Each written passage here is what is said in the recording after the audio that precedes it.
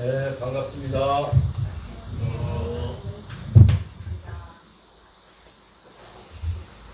반갑다고 인사했는데, 그럼 당연히 거기도 반가워야 되겠죠? 어떠세요?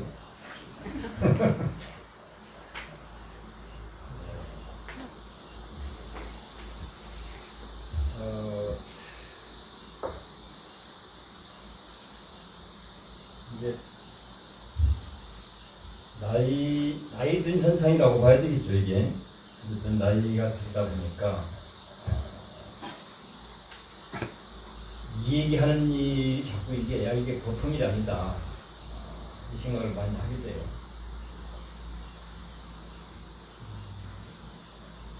근데 최근에는 여름 배움에서 뭐 모임 공부 모임 때문에 4박 5일 동안 줄기차게 한번 제가 얘기하는 것 같아요. 지긋지긋할 정도로. 오늘 또다시 근데 이어서 이 얘기를 해야 되는 판이 있네요.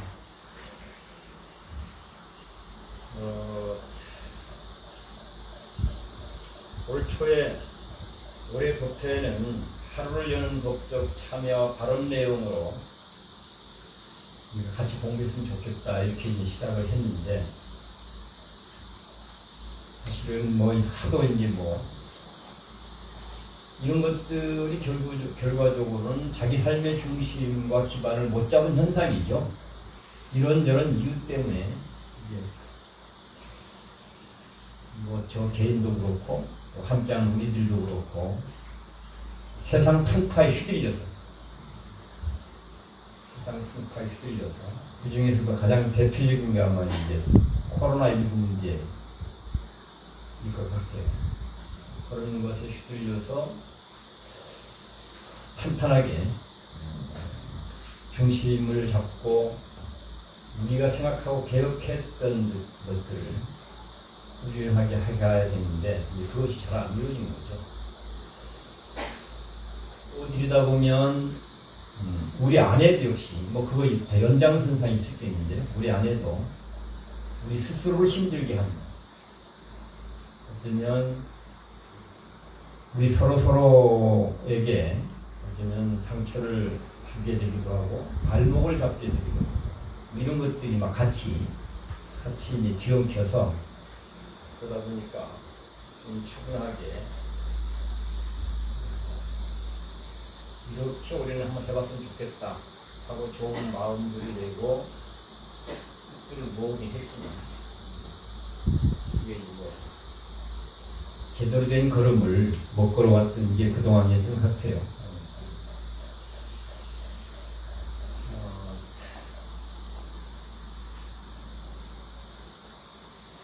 또 한 가지는 그 이제 여름 안거를 하면서 올여름 안거 주제를 젊음도 빛나라, 늙음도 빛나라라는 주제를 갖고 우리가 안거를 하자고 했는데, 역시 다 아까 말씀드렸던 대로 우리 바깥의 상황, 바깥에서 휘몰아치고 있는 이런 태풍에 우리가 휩쓸리기도 하고, 또 우리 안에서 또한 만들어낸 그런 바람들에 또한 영향을 받기도 하고, 뭐 등등등 이런 걸로 해서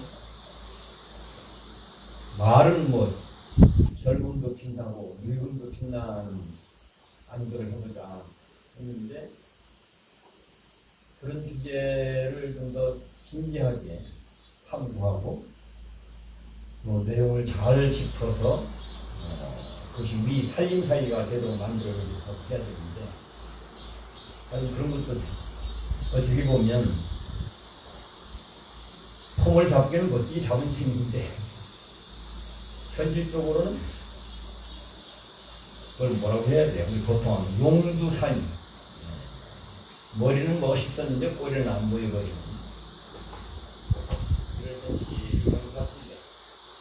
제 자신이 가만히 생각해보니까 비록 그렇긴 하지만 그럼에도 불구하고 우리는 또한 우리가 가야 될 길을 잘 찾고 잘 가다보면서 가야 되는 것이고, 해야 될 일도 우리가 최선을 다해서 더 큰 용기를 내서 큰 마음을 내서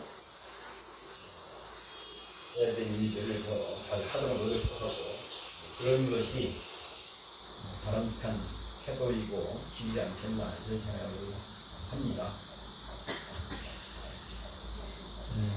어쩌면 불가피한 또는 어쩔 수 없는 최소한의 몸길, 최소한의 노력이라고 하실 수 있죠. 그래서 오늘도 이 하루를 여는 법적 참여 발언을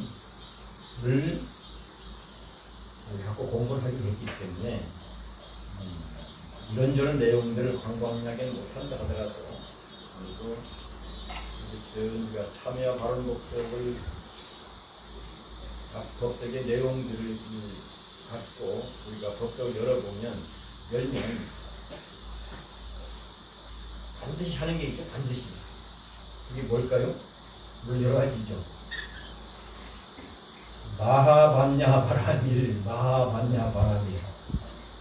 이거를 우리가 10번씩 합선을 하고 있습니다. 그래서 오늘은 그것과 연결시켜서 얘기를 해보고 싶네요.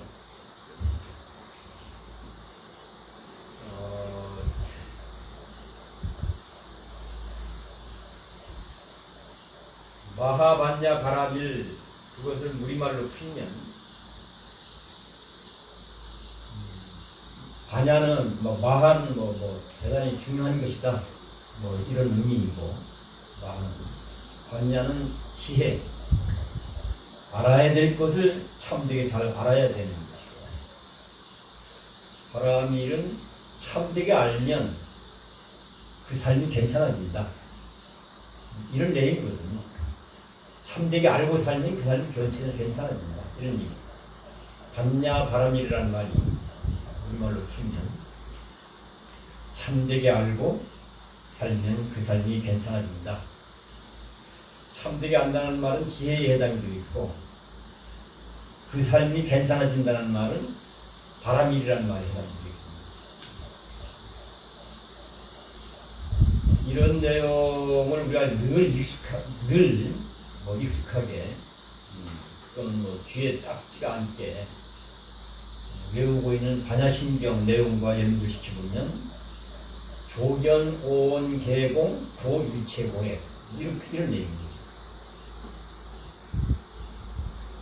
아마 조견, 오온, 계공이 알아야 될 것을 참되게 알았다, 안다 이렇게 알아야 될 것을 참되게 아는 걸 우리는 지혜라고 합니다. 또는 깨달음이라고 합니다. 이렇게 연결 지을 수 있습니다. 그 다음에 잘 알고 살면 그 삶이 도일체고액, 일체 고난과 액난으로부터 일체 어쩌면 근심, 걱정, 불안, 공포 이런 것들로부터 편안해질 수 있다. 자유로워질 수 있다. 그것을 우리 여름 안거 주제, 젊음도 빛나고 늙음도 빛나라는 주제와 연결시켜보면 어떻게 될까 했을 때, 알아야 될 것을 참되게 알아서 살면 젊음도 빛나고 늙음도 빛나는 삶이 이루어집니다. 젊음도 빛나고 늙음도 빛나는 삶이 이루어지는 것을 반야신경 구절과 연결시켜보면 도일체고액, 일체 고난과 액난으로부터 자유로워질 수 있다, 평화로워질 수 있다, 또는 그러나 더 못하면 행복해질 수 있다 이런 얘기가 되는 겁니다. 여기까지 얘기하고 나면 당연히 의심이 생길 것 같아요. 의심이 생기는 거 없으세요?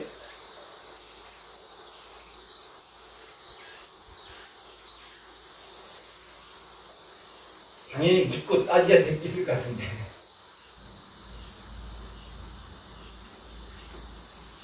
마스크 술을 사게 해놔가지고 작심하고 심국하나. 당연히 삶도 빛나고 아니 젊음도 빛나고 늙음도 빛나도록 하는 조건, 그게 뭐죠? 지금 설명 속에서 보면 조건이 알아야 될 것을 참되게 아는 것이라고 되어 있잖아요. 알아야 될 것을 참되게 알고 참되게 알고 살면 젊음도 빛나고 늙음도 빛난다, 그런 거잖아요. 젊음도 빛나고 늙음도 빛난다는 말을 또 다른 불교 언어와 연결시키면 뭐라고 할까요? 자리이타. 너한테도 좋고 나한테도 좋고 그런 거죠. 젊은 얘기도 좋고 늙은 얘기도 좋다, 이런 얘기가 되는 거잖아요. 그래서 더불어 함께 살만하다, 이런 얘기가 되는 거예요. 나만 좋고 너는 안 좋거나, 너만 좋고 나는 안 좋거나, 늙은이만 좋고 젊은이는 안 좋거나, 그 반대가 나. 이러면 더불어 함께 살 수가 없잖아요. 그럼 참되게 알아야 될 게 뭘까 하는 문제입니다. 그렇죠? 참되게 알아야 될 게 뭘 같습니까?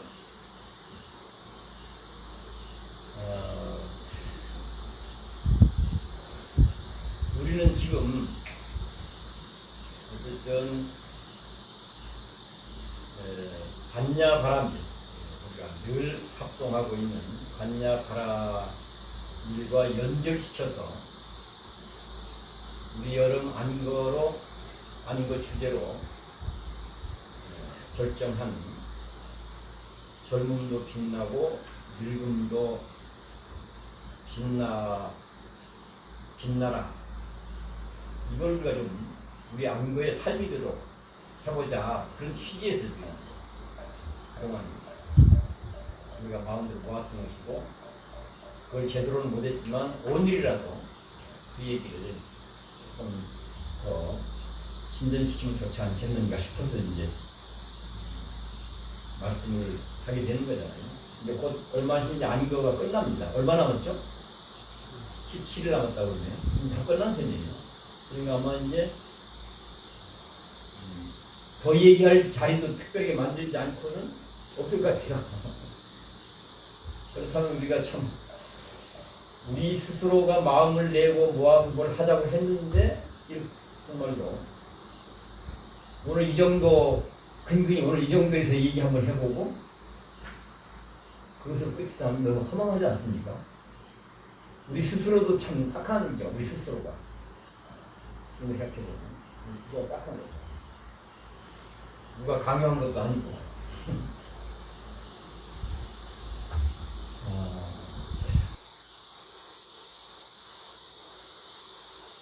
그러면 이제 결과적으로는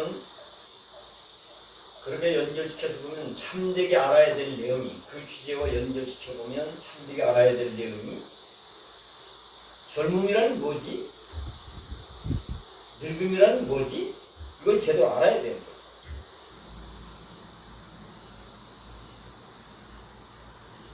젊음과 늙음이라는 말로 표현되어지고 있는 더 직접적인 주체는 누구죠?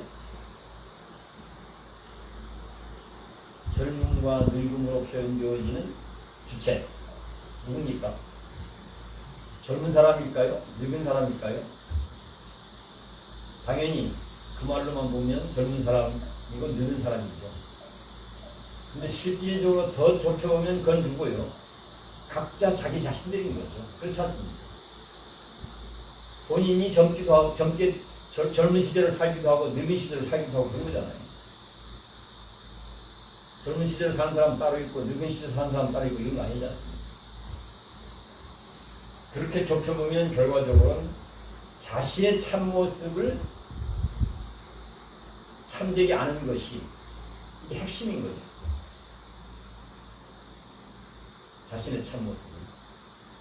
자신의 참모습을 참되게 아는 걸 이제 반야라는 말로 표현을 해왔던 것이고, 참되게 알고 살면 그 삶이 괜찮아진다는 것을 이제 붙여서 반야 바람이 그렇게. 그러니까 반야 바람이라고 하는 그 한 구절에 모든 불교가 다 들어있는 책입니다. 모든 불교가. 그러니까 어떻게 보면 눈치 빠른 사람은 이 한마디로 불교를 탁 엮어서 거머쥐고 들어가는 얘기죠. 이 한마디로. 그럼 사람마다 다 다르니까. 근데 어떤 사람은 또 이렇게 압축적으로 하면 별로 자기 적성에 안 맞는 사람도 있어요. 그래서 뭔가 좀 더 세세하게 다양하게 설명을 해내야만 적성에 맞는 이런 분들도 있죠. 그래서 이제 이 불교의 말씀들을 보면 어떤 데를 보면 매우 압축적으로 한마디로 해서 불교 전체를 설명하는 경우도 있고 어떤 경우는 조목조목 열풍절풍해서 설명하는 경우도 있습니다. 다양하게.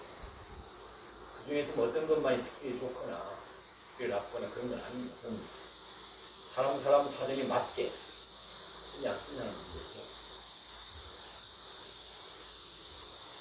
그 다음 한 가지 조금 이제 곁들여서 얘기하고 싶은 것은 어쨌든 제가 죽다 중도로 살다는 책을 썼는데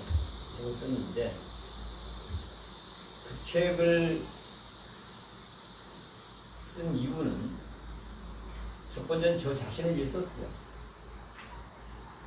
내 상식과 교양으로 이해하고 납득하고 이게 실제 삶에 쓸모가 있고 도움이 되는 이런 불교가 된다는 생각을 하고 그런 불교가 되도록 하는 게 나에게 꼭 필요하다. 동시에 이것이 어디 나쁜 일이겠습니까? 아마 불교를 하는 모든 사람들이 거의 비슷한 생각을 하게 되라고 봅니다. 그런데 그런 불교가 되도록 하려고 나름대로 이렇게도 해보고 저렇게도 해보고 이렇게도 얘기하고 저렇게도 얘기하고 많은 과정을 거쳐보니까 결국 핵심은 중도적으로 하냐 안 하냐 하는 걸로 결론이 나더라고요. 중도적으로. 그래서 부처님 삶에 대한 문헌들 뭐 율장이나 뭐 경전들이나 부처님 삶에 대한 문헌들을 중도적으로 읽으면 우리가 어떤 내용을 만나게 되냐면 사람인 부처를 만나게 돼요. 사람인 부처. 근데 만약에 비중도적으로 읽으면 신이 된 부처를 만나요. 어떻습니까? 사람인 부처가 좋겠습니까? 신인 부처가 좋겠습니까? 거기 나온 말이 없네. 예? 신이 된 부처가 좋을지 사람이 된 부처가 좋을지.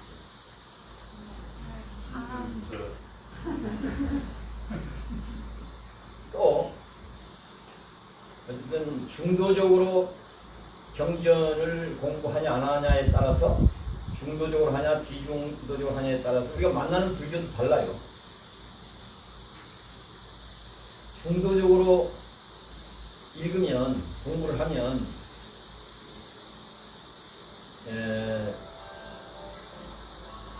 온 인류가 함께 할 수 있는 보편적 진리로서의 불교를 만날 수 있습니다.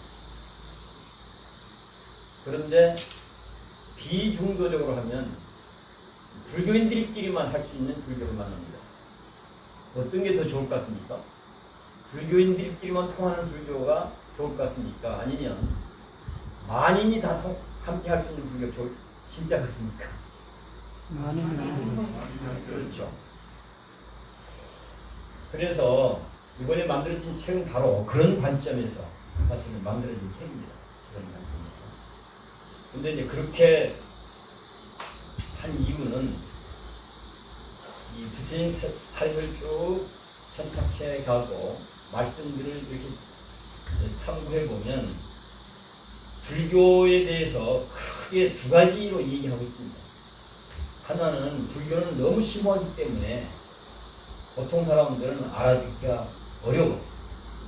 이게 특별한 과정을 거쳐서 특별한 깨달음을 이루어야만 이제 제대로 알 수가 있어요. 그래서 부처님이 성도한 다음에 그냥 이걸 사람들한테 얘기해야 되나 말아야 되나. 내용은 참 좋은데 사람들에게 듣는 희망이 되는 내용인데 근데 사람들이 이해하기가 너무 어렵다. 이게. 그래서 법문하기를 포기하는 쪽으로 마음이 기웁니다. 그런데 이제 당시 범천이 나타나서 스님한테 법문 안 하면 세상은 망합니다. 스님 법문 안 하면. 그러니까 반드시 법문을 하셔야 되고 하시면 알아들 만한 사람이 제법 있습니다. 이렇게 간곡하게 청을 하니까 그 청을 받아서 이제 법문을 하는 걸로 결정합니다. 이거 많이 들은 얘기인데 오늘 이걸 좀 한번 짚으면 좋을 것 같아요. 그런데 이제 그렇게 해서 법문을 하기 시작하죠. 초전 법문부터 시작해서. 근데 법문을 계속 해보니까 생각보다 먹게 들어가는 거예요. 그러니까 법문하는 요소에서 뭔 얘기를 하냐면 나의 가르침은 나의 진리는 함께 대화를 나눌 경우 대화가 될 만한 사람들은 누구나 바로 이해할 수 있다. 바로 실현된다. 바로 경험적으로 증명될 수 있다. 이런 얘기를 곳곳에서 하고 있습니다. 불교는 너무 어려워. 사람들은 이해하고 받아들이는 게 거의 불가능해. 이렇게 생각한 것은 부처님이 성도 직후입니다. 그때가 몇 살인 줄 아십니까? 35살 때입니다. 35살 때 새로운 길을 나름대로 찾고는 야 이걸 말해야 되나 말아야 되나 고민을 할 때 그 얘기를 한 거죠. 그런데 안타깝게도 불교를 하는 사람들은 계속 이것을 강조하고 있습니다. 불교는 특별하기 때문에 어려워. 특별히 어려워. 계속 거기에 초점해서 불교를 해요. 전 세계 불교 그렇습니다. 약간씩만 다를 겁니다. 우리만 그런 게 아니고요. 마치 이게 한국 불교를 성찰적으로 얘기하다 보면 마치 한국 불교만 문제가 있는 것처럼 이렇게 생각하는데 그렇지 않습니다. 거의 대부분 50% 100%. 거의 대부분. 그런데 부처님이 그 이후 법문을 계속 하는 과정 속에서는 당신이 많이 해보니까 직접 해보니까 또 말이 대부분 먹혀 들어간단 말이에요. 그러니까 바로 이해돼, 실현돼, 증명돼 이 얘기를 정형부처럼 하고 있는 거예요. 이 역사적 사실을 놓고 봤을 때 어느 쪽이 더 부처님 뜻에 합당할 것 같습니까? 너무 어려워서 사람들 못 알아들어 이게 합당할 것 같습니까? 합리적 대화 가능한 사람은 누구나 바로 이해할 수 있어. 실현될 이게 더 합당할 것 같습니까? 이 부처님 실제 역사적인 맥락을 놓고 봤을 때 어떤 게 더 합당할 것 같습니까? 당연히 뒤쪽이요, 뒤쪽. 그렇죠? 처음은 당연히 이랬죠. 근데 우리는 철저히 여기다 중심을 두고 있어요. 불교를. 그래서 요번에 국가 중도 살다는 어쨌든 바로 이해될 수 있다, 실현될 수 있다, 증명될 수 있다라고 하고요. 여기에 맞춰서 어쩌면 뭐 제 방식으로 해석하고 설명한다 이렇게 얘기를 할 수 있는데요. 제가 이 말씀을 드린 것은 불교는 딱 두 마디로 요약되는 중도, 연기. 중도는 우리가 걸어가야 될 길을 말한다고 한다면 연기는 우리가 그 길을 통해 걸어가서 알아야 될 내용을 파악하는 걸 연기라고 해요. 그래서 불교는 중도적으로 해야만 불교다 이런 얘기입니다. 중도적으로 하지 않으면 그건 불교가 안 된다. 이런 부분을 우리가 다시 한번 좀 정리를 했으면 싶어갖고 조금 설명을 좀 보탰습니다. 그러면 젊음도 빛나고 늙음도 빛나라를 중도적으로 그 실상을 다뤄보면 어떨까? 달리 얘기는 반야 바라밀 알아야 될 것을 참되게 알아서 그것이 삶이 돼도 그런 측면에서 다뤄보면 좋겠다. 그런 말씀인 거죠. 자신의 참모습을 그림으로 표현하는 게 저 그림입니다. 저걸 우리는 뭐라고 불렀습니까?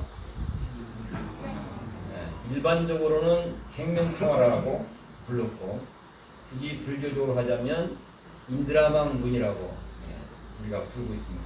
저게 자신의 참모습을 형상화한 겁니다. 저기에는 젊은이도 있고 늙은이도 있습니다.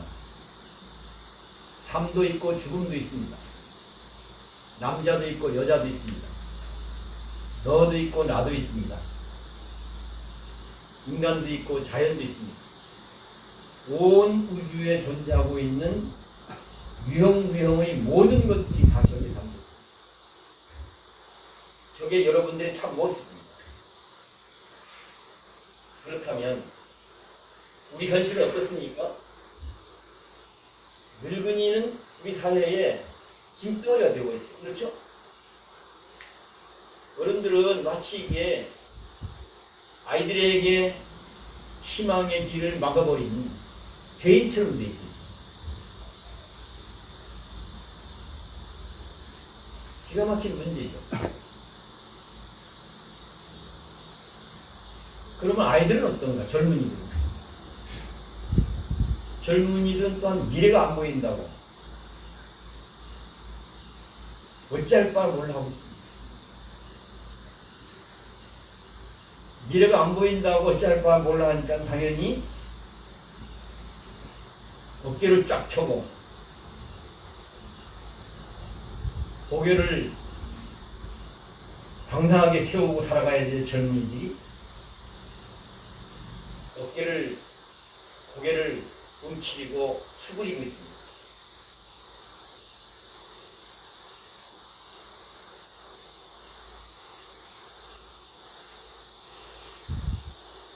늙은이들의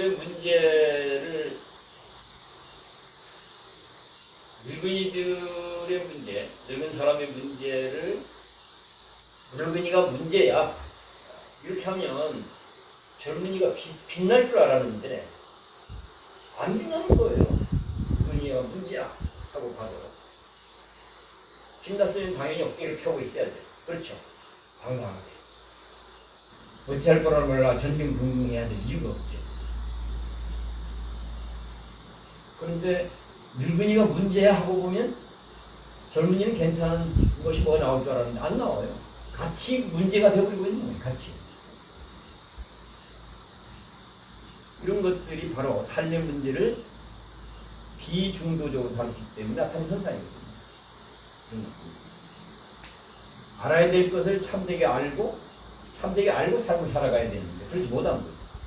잘못 알고 살기 때문에 그런 결과를 가져옵니다. 그러면 참모습으로 보면 어떨까? 참모습으로 보면 늙음이 없는 젊음은 존재하지 않습니다. 젊음이 없는 늙음도 존재하지 않습니다. 이거 인정해야 되는 거예요. 이거 존중해야 되는 거예요. 어떻게? 기꺼이. 왜? 그게 실제이기 때문에. 늙음이 없어도 젊음이 있다고 착각하거나 젊음이 없어도 늙음이 있다고 착각하는 게 다 전도몽상인 거예요. 무지와 착각이죠. 그러니까 마치 젊음과 늙음이 이해다툼을 해야 되는 것처럼 문제를 바라보고 다룬다. 젊은이는 젊은이 중심으로만 문제를 바라보고 다루려고 하고 늙은이는 늙은이 중심으로 문제를 바라보고 다루려고 하고 그럼 어떻게 돼요? 싸움판이 될 수밖에 없어요. 서로 발목 잡을 수밖에 없어요. 서로 발목 잡고 싸움판으로 가게 되면 어떻게 됩니까? 결과적으로는 늙은이들은 문제가 되어버리고 젊은이는 문제가 되어버립니다. 현재 우리 사회 실상이 그렇습니다. 이런 식으로 문제를 짚어볼 수 있는 건 너무나 많죠. 다만 우리 여름 주제가 젊음도 빛나라, 늙음도 빛나라이기 때문에 여기에 좁혀서 얘기를 하는 것 같습니다. 그래서 사실을 확인해보면 젊음은 이제 부모와 자식이라는 말로 바꿔봅시다. 부모와 자식. 자식 입장에서 보면 부모님이 오늘 여기 자식의 삶을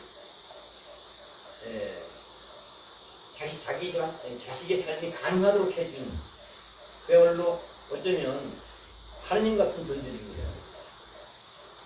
구생 같은 존재입니다. 자식들이 삶을 부정하지 않는 한, 그 삶이 가능해지도록 하는 부모님은 사실은 자식들에게 너무나 귀하고 고마운 존재입니다.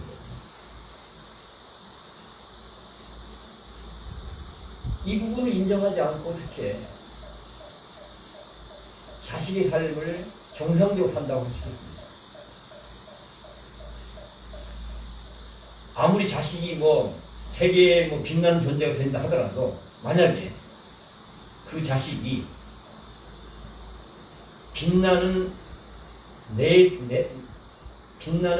삶이 가능하도록 했던 부모의 존재를 인정하지 않고 부정하거나 가볍게 취급하거나 함부로 취급한다면 그 빛나는 자식의 삶이 도대체 뭔 삶이냐는 거예요.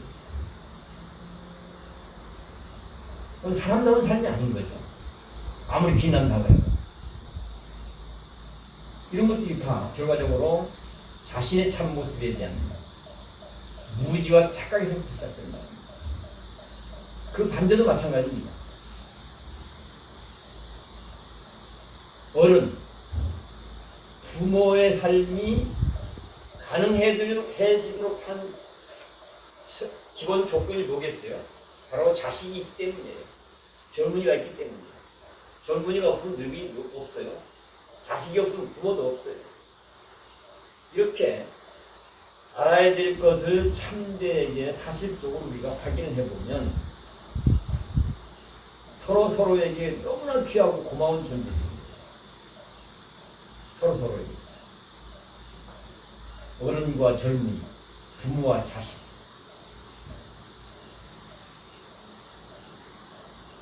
따라서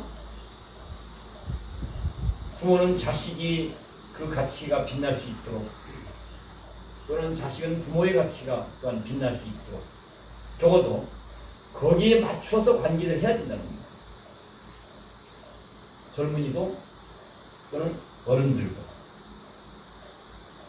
이 부분을 제대로 하는 걸 불교에서는 반야바람이라고 표현을 하는 것이고, 미혹을 넘어서 깨달음의 삶을 사는 것이다. 이렇게 이제 설명을 하고 있습니다. 더 구체적인 이야기를 하기에는 시간이 제약이기 때문에 아마 아주 원론적인 수준에서 말씀을 드려보는 것이고요.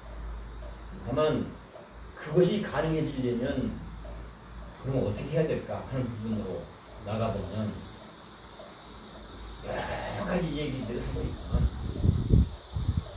아마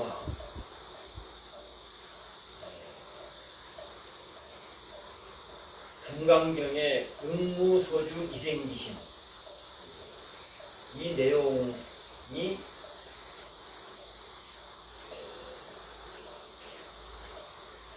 상당히 적합하고 효과적이지 않을까 싶습니다. 왜냐하면 어른과 젊은이 관계, 부모와 자식 관계가 서로 빛나는 관계로 나타나는 게 아니라 오히려 서로 발목 잡고 서로 상처를 주고받게 만드는 관계로 되어진 경우들이 많은 거잖아요. 의도한 건 아니지만 결과적으로. 근데 이 문제를 어떻게 풀어가고 넘어설 것인가는 현실적인 과제인데, 물론 그걸 하나하나 공약하자 따져서 정리하는 것도 필요한 부분이 있을 거라고 봐요. 그러나 그렇게 접근할 경우는 상당히 소모적일 수가 있습니다. 위험할 수도 있고, 시시비비를 따져서 뭘 해야만 된다고 생각합니다. 불가피하게 그래야 될 부분도 없지 않아 있겠죠. 또 불가피하기보다는 그렇게 하는 게 더 효과적인 경우도 없지 않아 있습니다. 그러나 그런 부분까지 얘기하려면 훨씬 더 많은 시간을 우리가 통역해서 얘기해야 되는 것이 때문에 그렇게 할 수 없는 상황이니까 그러면 그런 것 저런 것들을 우리가 크게 결심하고 마음만 내면 가능한 것. 크게. 엄연한 사실을 우리가 부정할 수는 없지 않아요. 젊은이 입장에서는 우리의 어른이 나에게 너무나 귀하고 고마운 존재다. 자식 입장에서는 나의 부모님이 나에게 너무나 귀하고 고마운 존재다. 이 엄연한 사실. 반대도 마찬가지입니다. 그 반대. 이 엄연한 사실을 우리가 부정할 수는 없다. 그러면 이 사실을 인정하고 그 다음에 거기에 맞춰서 과거 문제 때문에 자꾸 소모적으로 문제를 다룰 게 아니라 과감하게 좀 대범하게 그래 사실 확인을 해보니까 알아야 될 것을 제대로 우리가 짚어서 보니까 마음에 들든 안 들든 서운함이 있든 없든 못마땅함이 있든 없든 관계없이 그래 나에겐 나의 부모님이 가장 귀하고 고마운 존재야. 나에겐 어른들이 나에게 가장 귀하고 고마운 존재야. 그 반대도 마찬가지야. 이 사실을 기꺼이 인정하고 존중하면서 이제는 여기에 맞춰서 새로운 결심을 하고 새로운 마음을 내자. 이게 응무소주 이생심입니다. 응무소주 이생심이라는 할 때 응무소주 이건 뒤에는 대부분 우리의 삶이 대부분 과거에 매몰되어 있거나 아니면 미래에 매몰되어 있습니다. 여기서 머물지 말라는 얘기는 과거에도 머물지 말고 과거에도 빠지지 말고 미래에도 빠지지 말고 미래에도 머물러 있지 말고 현재는 어떨까요? 현재는 어떻게 정의할 수가 없죠. 그러나 어쨌든 지금 여기에서 크게 결심하고 크게 새로운 마음을 일으키는 것 이것이 결과적으로 젊음도 빛나고 늙음도 빛나는 삶을 만들어가는 토대가 될 수 있겠다. 정리하면 서로가 너무나 귀하고 고마운 존재라고 하는 걸 사실을 인정하자. 그걸 존중하자. 그리고 이제는 과거에 가져가기 있지만 그런 것이 있거나 말거나 서로에게 너무나 귀하고 고마운 존재라는 사실인 것은 분명하잖아요. 아무리 그런 게 얽혀 있다 하더라도. 그렇다면 이 사실을 확고하게 인정하고 존중하고 그 토대 위에서 서로가 빛날 수 있도록 이게 마음을 내자. 서로가 빛날 수 있도록 결심도 하고 마음을 내기도 하고 새로운 모색도 하기도 하고 이것도 마음으로 할 수 있다고 봐요. 왜? 열정을 불사르자. 이거 결심할 수 있잖아요. 그러면 거기에 맞춰서 하나하나. 그래서 우리가 내용적으로 보면 젊음과 늙음 또는 부모와 자식이라고 하는 것은 내용을 제대로 알고 우리가 안 내용을 갖고 문제를 다뤄보면 서로가 빛나는 삶이 가능하도록 하는 게 그것이 틀림없이 맞는 길이고 바람직한 길이라고 합니다. 바람직한 길이기도 하고 하기만 하면 반드시 이루어지는 것이 인간이 갖고 있는 능력이기도 하고 진리이기도 하다. 그리고 그것이 가능하도록 할 수 있는 제 말씀과 연결되면 응무소위생심 과거에 관해서도 미래에 관해서 내려놓고 현재 우리가 알아낸 내용에 맞춰서 마음을 일으키고 그 내용에 맞춰서 뭔가 내용들을 만들어가도록 정진하자. 이렇게 하는 게야말로 참된 불교 공부고 수행이다. 이렇게 좀 정리를 하면 어떨까 싶은 생각이 들어서 어쨌든 간에 우리가 여러 많은 거 주제로